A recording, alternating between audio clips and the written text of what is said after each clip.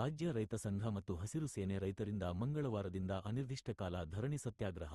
ರಾಜ್ಯ ರೈತ ಸಂಘ ಮತ್ತು ಹಸಿರು ಸೇನೆ ರೈತರಿಂದ ನಗರದ ಐಬಿ ವೃತ್ತದಿಂದ ಪಾದಯಾತ್ರೆ ಮೂಲಕ ಮಿನಿ ವಿಧಾನಸೌಧ ಹತ್ತಿರ ಅನಿರ್ದಿಷ್ಟ ಕಾಲ ಧರಣಿ. ಜಿಲ್ಲಾಧ್ಯಕ್ಷ ಧನಂಜಯ ಆರಾಧ್ಯ ನೇತೃತ್ವದಲ್ಲಿ ಅನೇಕ ರೈತ ಮುಖಂಡರು ಭಾಗಿ.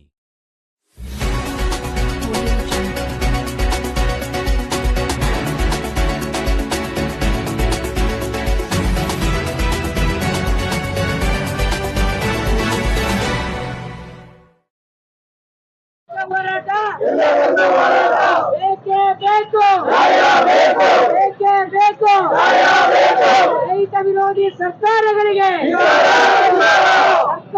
ಮಾಡಿದ್ದಾರೆ. ಇದನ್ನ ನಾವು ಖಂಡನೆ ಮಾಡ್ತೇವೆ. ಏನು ರೈತರು ಭೂಮಿಯನ್ನು ಉಳುಮೆ ಮಾಡ್ತಿದ್ರೆ ಅವರಿಗೆ ಬದುಕು ಹಕ್ಕಿದೆ. ಅವನ ಬದುಕಲಿಕ್ಕೆ ಅವನ ಭೂಮಿನೇ ಆಶ್ರಯ. ಭೂಮಿನಲ್ಲಿ ಬೆಳೆದು ತಾನು ಊಟ ಮಾಡಿ ಜನರಿಗೂ ಸಹ ಅವನು ಆಹಾರವನ್ನ ಕೊಡ್ತಾರೆ. ಅಂತಹ ರೈತರನ್ನ ಭೂಮಿ ಕಿತ್ಕೊಳ್ಳುವಂತದ್ದನ್ನ ನಾವು ಖಂಡನೆ ಮಾಡ್ತೇವೆ. ಏನು 8 ಕಿಲೋಮೀಟರ್ ವ್ಯಾಪ್ತಿಯಲ್ಲಿ ರೈತರು ಭೂಮಿಯನ್ನು ಉಳುಮೆ ಮಾಡಿದರೆ ಆ ರೈತರಿಗೆ ಪರ್ಯಾಯ ಭೂಮಿಯನ್ನ ಕೊಡುವಂತ ಕೆಲಸವನ್ನ ಮಾಡಬೇಕು. ಯಾವುದೇ ಕಾರಣಕ್ಕೂ ಒಕ್ಕಲಿಸುವಂತ ಕೆಲಸವನ್ನ ಮಾಡಬಾರ್ದು ಅಂತ ಹೇಳಿ ನಾವು ಈ ಸಂದರ್ಭದಲ್ಲಿ ಸರ್ಕಾರವನ್ನ ಒತ್ತಾಯ ಮಾಡ್ತೀವಿ. ಮಂಗಳವಾರ ಶಿರಾನಗರದ ಐಬಿ ವೃತ್ತದಿಂದ ಪಾದಯಾತ್ರೆ ಶುರುವಾಗಿ ಮಿನಿ ವಿಧಾನಸೌಧ ಹತ್ತಿರ ಅನಿರ್ದಿಷ್ಟ ಕಾಲ ಧರಣಿ ಸತ್ಯಾಗ್ರಹ ಹಮ್ಮಿಕೊಳ್ಳಲಾಗುವುದು ಎಂದರು.